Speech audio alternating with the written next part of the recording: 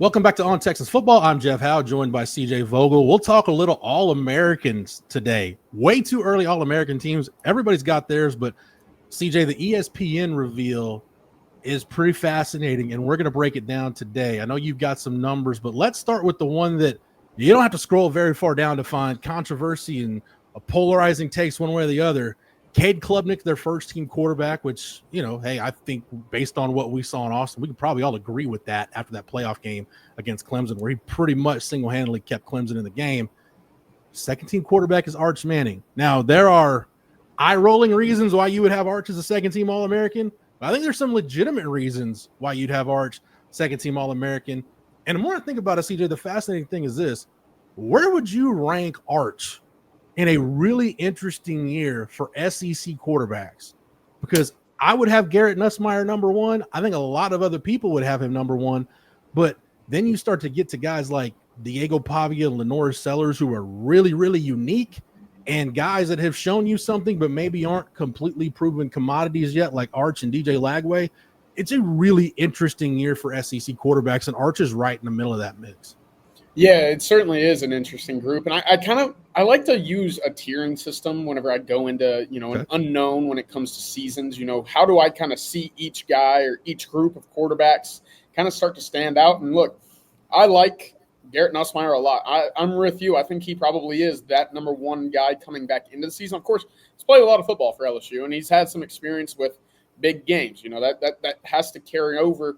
Arch, 2 starts, played some key moments, obviously, to keep Texas alive in the regular season. But I think he's right behind him there because you see the promise. And much like DJ Lagway, you just want to see it for an entire season. DJ Lagway, he's very much a boomer bust quarterback, right? You might be looking at a 75-yard touchdown to begin the game, but then you might be seeing a couple, next 3 possessions or whatever, only getting about 30 yards. There's still a lot of maturation with him as a quarterback that you'd like to see. I have Lagway kind of in that 3rd, 4th group with Lenore Sellers, but it's a fun bunch of quarterbacks going into the SEC. But going into the SEC for 2025, Jeff, it's also just so wide open. Other than maybe a Sellers, maybe a Pavia, it really only is Garrett Nussmeier that you could point to and say, yeah, I've seen him do it at a high level. I've seen him do it consistently for a duration of the season. And I know that there's going to be continuity with that offense with the way that they've kind of rebolstered that wide receiving group once again. I like Nussmeier 1. I like Arch Manning 2. But again, we're doing this first week of February, so this all could change right around spring football time. But going back to Kade Klubnik and Arch Manning as the 2 All-Americans, Jeff, give me your thoughts on Kade being that top guy. Because to your point, we did just see him light it up at DKR not too long ago. And a lot of that team is going to be, or was, very young and will be growing into an older stage, much like what we expect from Kade Klubnik once more in 2025. Yeah, my thing with Clemson the last few years, CJ, has been this. Kade is the kind of quarterback with a skill set that they need because even in the Trevor Lawrence, Deshaun Watson years, they weren't, like a 2023 Michigan level on the offensive line or a 2020 Alabama level on the offensive line. And I think I'm being nice when I say that. They just haven't had dominating offensive lines. The big thing with Clemson is, and I think what's going to be the determining factor for Kade is, can they dominate the ACC, and can that defense just get them to a point where get you through ACC play where maybe you've got 1 loss or you're undefeated? I think at that point you win the SEC, you go to the playoff as a top 4, and Cade's in New York probably for the Heisman ceremony. I don't doubt Kade Klubnik's ability at all. Their running backs were so beat up at the end of last year, so he's going to have more help in the backfield. You bring back Bryant Wesco and Antonio Williams at wide receiver. So you look at the weapons around him, the maturity he showed, his growth, the last impression, I've got no problem with Kade Klubnik being a first-team quarterback. And you go back to the SEC QB, CJ, you use the tier system. I like that, and normally I would. I just can't because the guys are so different. Like Nussmeier is kind of your just traditional quarterback. We expect him to be, when the mock drafts come out the day after the 2025 draft for 2026, he's probably going to be projected to be the number 1 overall pick. If Arch isn't, people project Arch to come out earlier or whatever. But Diego Pavia is almost like a wild card. He's almost like an old school single wing quarterback. Like he just does so many different things for Vanderbilt. Lenore Sellers reminds me a lot of Brad Smith at Missouri back in the day. Like you said, DJ Lagway, I would throw Taylor Green at Arkansas in that same group. When Taylor Green's good, he's really good.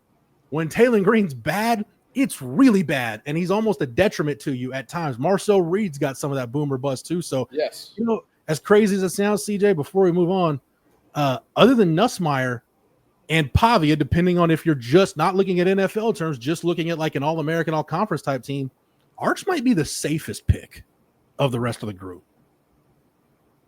That's really interesting to think of too, because look, when you're, kind of going through that list of SEC quarterbacks, I mean, I'm sitting there thinking, gamer, he's a gamer, great college quarterbacks. Don't get me wrong, Diego Pavia kind of, is the guy that highlights that to the fullest extent. But when it comes to NFL projections, you're just being the safe guy. Is that who you want to lead you down in this 2-minute drill to win a game? I don't know.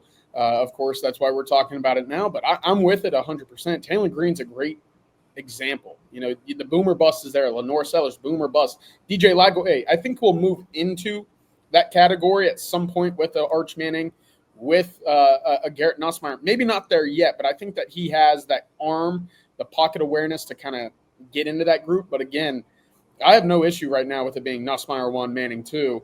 We'll see how the cards fall. But that rest of the bunch, it should at least, for the very least, be a very fun SEC season at the quarterback position once again, barring, a crazy drop that we've seen with Carson Beck and, to an extent, a Quinn Ewers from a year ago.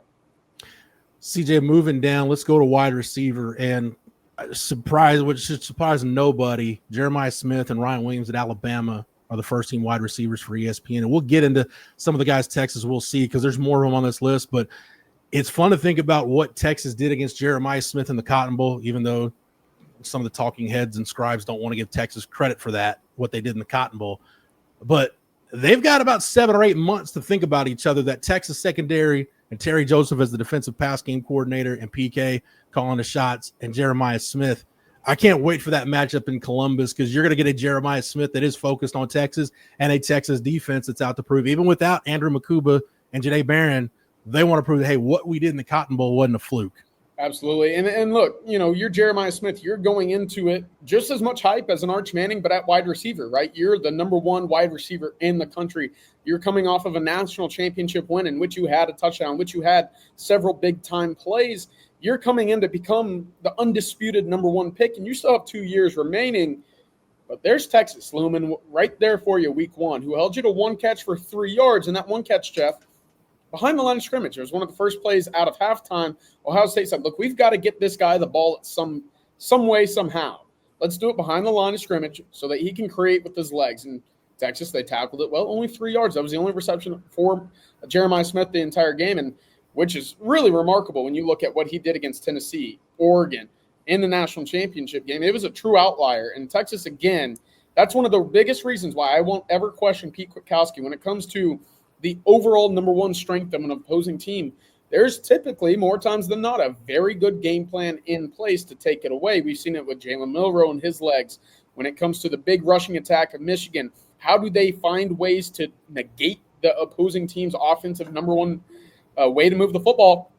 There's an answer every time, and I know that Jeremiah Smith is looking at that box score from the Cotton Bowl saying, all right, I've got to redeem myself, but he's got to have to do it with a lot of brand new pieces around him and also a brand new arm at quarterback. CJ, we'll get back to the offense. Let's go to defense because there are 3 other Longhorns on this All-American team, and they're all on defense. Anthony Hill, first-team linebacker, and then on the second team, you got Colin Simmons on the edge and Michael Taft at safety.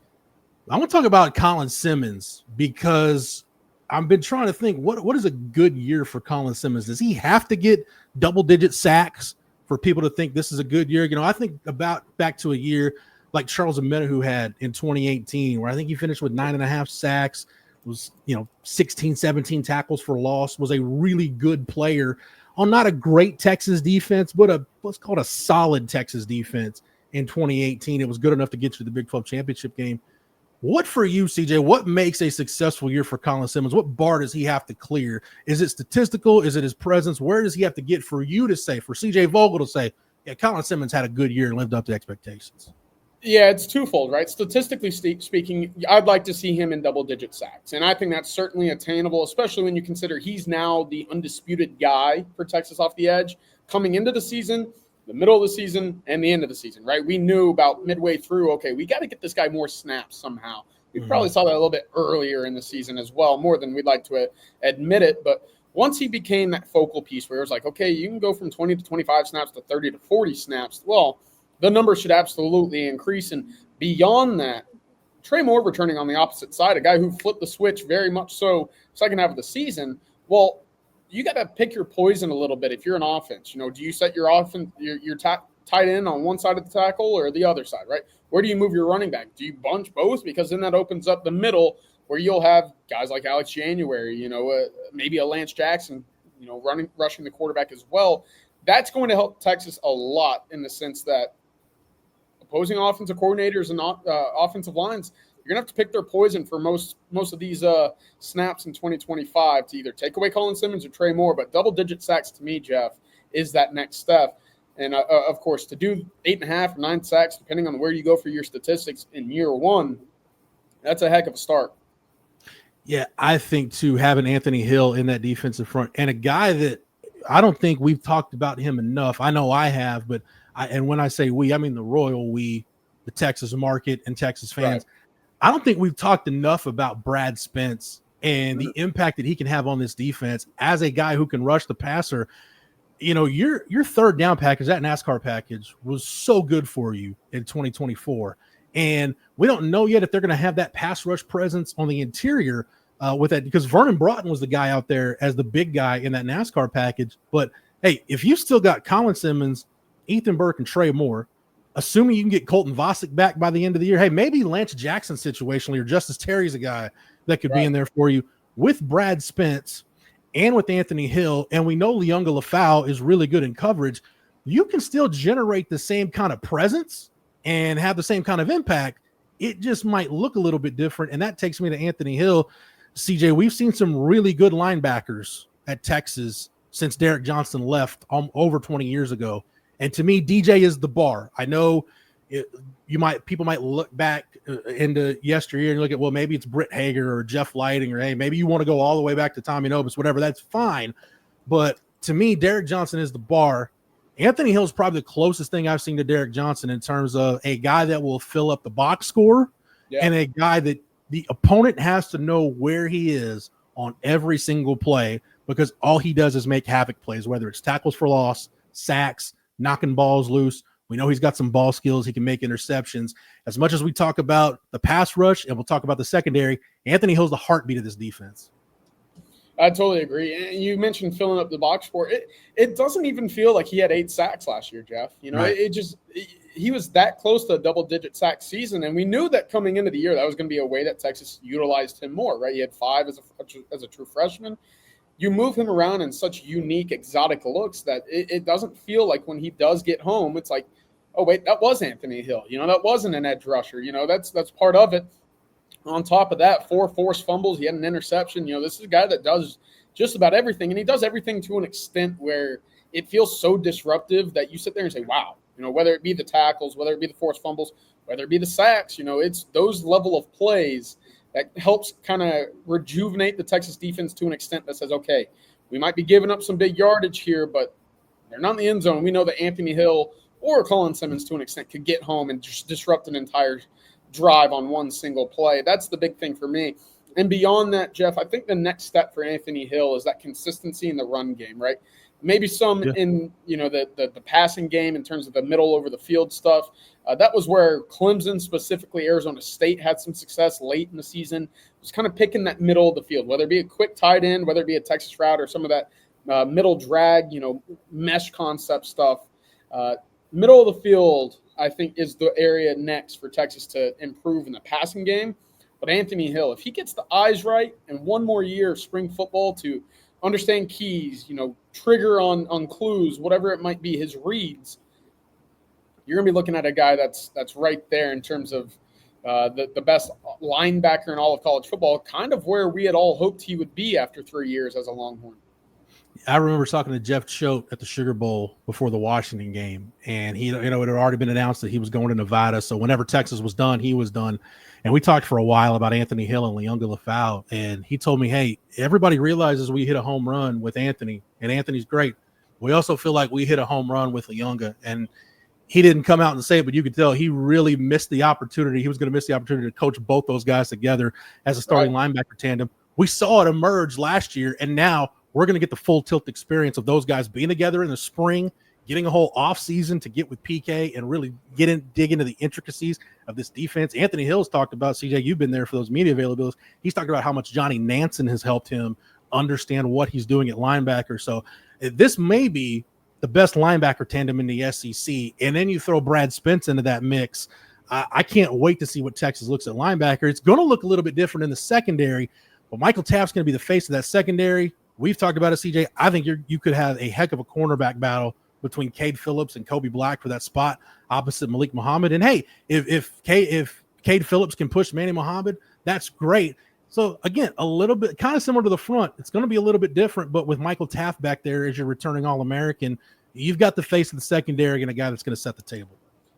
Not just in the secondary, but that entire defensive unit, right? Michael Taft is far and away the heartbeat of this team, right? He was in 2024. He's a vocal guy. You obviously saw how much losing meant to him, or how much not winning meant to him in the Cotton Bowl as he exited the field. But that's going to be your guy that pushes that room, pushes that defense. Make sure communication remains firm because, again, when you look at the Texas 2024 defense, especially in the secondary, what was the big key? Well, you didn't have any bust in coverage. Everybody was on the same page. Everybody understood what their assignment was. And that's all communication, making sure, one corner knows what the other corner is doing and everybody in between is on the same page. That's where Michael Taft comes in, on top of just being a really darn good football player. So very, very encouraging there. What's going to be really interesting, you mentioned a couple names there. I'll throw one more out at cornerback. How does Santana Wilson kind of figure into this mold? Of course, coming from an NFL pedigree, his father played 12 years in the NFL, is now, or was at least, a member of the Panthers and Cardinals front offices as well. Can he push a Kobe Black or Kade Phillips or anyone else in that secondary? I think it's going to be really interesting because you got some really athletic dudes, some length now at cornerback too. It's a different type of corner. But how can you get that group going? And, Jeff, I'll ask you this, kind of a random question here, but we're looking at the cornerback group of Jamal McCoy from Tennessee, Leonard Moore. Those were the first team guys. Leonard Moore, obviously, at Notre Dame. D'Angelo Pons at Indiana and Chandler Rivers at Duke. How far off do you think a Manny Muhammad is from that top group in the country going into the season? I think you'll see things even out for Manny a little bit this year because one of his biggest issues towards the end of last year was just the fact that teams stopped throwing at Jahdae Barron. Like, hey, we're going to be smarter than that. We're not going to try to outsmart the room. We're just going to go away from this guy and pick on Manny Muhammad. I think that's where you started seeing Manny have problems because life as a corner, CJ, it's a lonely existence. And just the more shots teams take at you, the more chances you've got to give up a big play. And corner is one of those jobs. It's kind of like offensive tackle, man. When other positions mess up, you may have somebody there to clean up for you. If you're an offensive tackle or a corner and you mess up, either your quarterback's getting dropped 10 yards behind the line of scrimmage or you're giving up a touchdown. So there's no high. Yeah. When those guys mess up, you really, really notice it. So I just think some of those bad moments that Manny had last year, I think those will minimize just because he won't be getting thrown at as much. If I'm other teams and I want to throw at one of the Texas corners, I want to throw at Kobe Black or Kade Phillips or whoever's over on that other side who doesn't have as much experience. But again, I want to see what the schematic adjustment is for PK. And we saw him a little bit late in the year, especially against Ohio State, go to some of that three high stuff, some of that John Haycock three safety defense. And you'll get Derek Williams back at some point. We'll see Xavier Filsami and some of those other safeties, those young safeties, they'll get a chance to show what they can do. Zealous Hicks, another one that's in spring ball. Jelani McDonald is the middle safety in a three high look. When you think about Greg Eisworth and Bo Frailer and the guys that have been great in that John Haycock system, that's how Jim Knowles was using Caleb Downs as that middle safety because that guy is so critical to fitting the run and making you a good run defense. I think Jelani McDonald is perfect to be the middle safety in a three safety defense. So when we talk about the corners getting help, just get more defensive backs on the field, get them as much help as possible. If you could just have Michael Taft and Derek Williams helping them over the top with Jelani McDonald in the middle, that could cure a lot of your issues at corner. So I think maybe not personnel, but a schematic adjustment, CJ, could be what does it for Manny Muhammad this year. Yeah, I agree. I think that'll be really interesting because, again, we've seen steps from Manny from year one to year two. Now from year two to year three, we're expecting that same level of step as we've seen already with a Jalen Gilbo, who came off of an injury and became the for sure starter at the nickel spot, or a Jade Barron from really year 4 to year 5. But he had that same jump going into, the time in which he was the guy expected in the Texas defense to make plays. If that's the same jump that we see for Manny, well, you've got yourself a pretty darn good cornerback, and I think that's going to be the case regardless. One other thing I wanted to mention here, Jeff, is obviously as we've gone through the roster and ESPN selections here, there's a number of guys that are familiar, not because they've played at Texas or Texas has played them, but because they portaled, right? Texas might have beat around the bush on a couple of them. Max Clare, tight end, formerly at Purdue, now at Ohio State. He was pegged to be the number 1 tight end in the country. Texas hosted him for an official visit. He obviously ended up in Columbus. Texas will see him week 1. Emmanuel Pregnon over now at Oregon, right? From USC, Texas hosted him for an official visit. A second-team offensive lineman, and then Nick Anderson. I know it was kind of rumored that Texas was going to make a push there. He didn't end up making the trip, but from Oklahoma to LSU, we talk about Garrett Nussmeier having his weapons. Well, Barron Brown, kick returner, and slot wide receiver speedster, making the trip from Kentucky to LSU. The 4 of those guys, well, that kind of gives you an understanding of how much talent there was in the portal. Where will Texas go to supplement, quote-unquote, misses or guys that they just didn't go all the way in for in the spring window? We'll see, but I wanted to highlight those 4 specifically. Yeah, with Max Clare, my only take on Max Clare is this. If the staff knew ahead of time that they weren't going to have Amari Niblack, things might have gone different with Max Clare, because I don't know how you feel about it, CJ. I just felt like those guys were a little bit redundant in terms of skill set. And, they figured, hey, we've already got one of these guys, and, we've invested so much into Amari Niblack already that you love Max Clare, but, you're content to lose him. Now you don't have either of them, and we talk about the issue in the tight end room. All right, sink or swim time, Jordan Washington. Nick Townsend, when you get to campus, hey, you don't get the red shirt, bud. You're getting ready for the SEC right out of the gate. So, again, we talk about those portal areas. Tight end is one that I don't even think they need to find a Max Clare part 2. I don't think they need to find an Amari Niblack, a guy that's going to just take the top off of defense. I think you just look at, hey, who's the best available guy, an experienced guy that can help bring along these youngsters and maybe fill that gap that you're missing in the pipeline right now. And I think the same thing at wide receiver too. Barry Brown would have been good, but hey, Eric Singleton was another guy that they obviously targeted and wanted and brought him to campus for a visit. Barry Brown was a guy that I heard connected to Texas a lot more. The portal window, the 2023-24 portal window, right. Not so much this portal window. So at least the staff at one point had done their due diligence on Barry Brown. But at this point now, CJ, you're looking at that spring portal window. And I think as quiet as that winter window was, I could be wrong, but I think that spring window is going to be wild because it's only a 10-day window, and it's going to be a gumball rally for teams trying to figure out, all right, let's get our stuff together. Let's hurry up so we can get the pieces we need to go compete for a championship. I totally agree. And Texas still has plenty of options available in terms of scholarship availability. How many guys on the current roster depart in terms of natural attrition? We could theorize on that, but we'll do so closer towards spring football and seeing how things kind of shake out roster and depth chart wise at the time. The last note I will have in terms of wide receivers is, look, we know what Texas wants in the portal. You just mentioned they were linked to Eric Singleton. They were linked to Barron Brown. What do those guys have in common? Well, that's straight line speed that can take the top off of just about any defense in the country. If that's what you're looking for, well, there might not be as many in the portal in the spring session, but you can guarantee that there isn't a more desirable location to come play for if you are a wide receiver looking to make the jump to a big-time offense with I'll say a talented quarterback, since he was a second-team All-American by ESPN there. We'll see if Arch ends up being an All-American. When it matters, the way too early stuff is fun to talk about, but the rubber's going to meet the road come this fall, and Texas starts in Columbus against what we obviously see is a really talented Ohio State team coming back. Stay locked into the channel. Stay locked in on ontexasfootball.com. We'll have the latest football news, notes, and nuggets there and here on the channel. For CJ Vogel, I'm Jeff Howe. Thank you so much for tuning in, and until next time, hook 'em.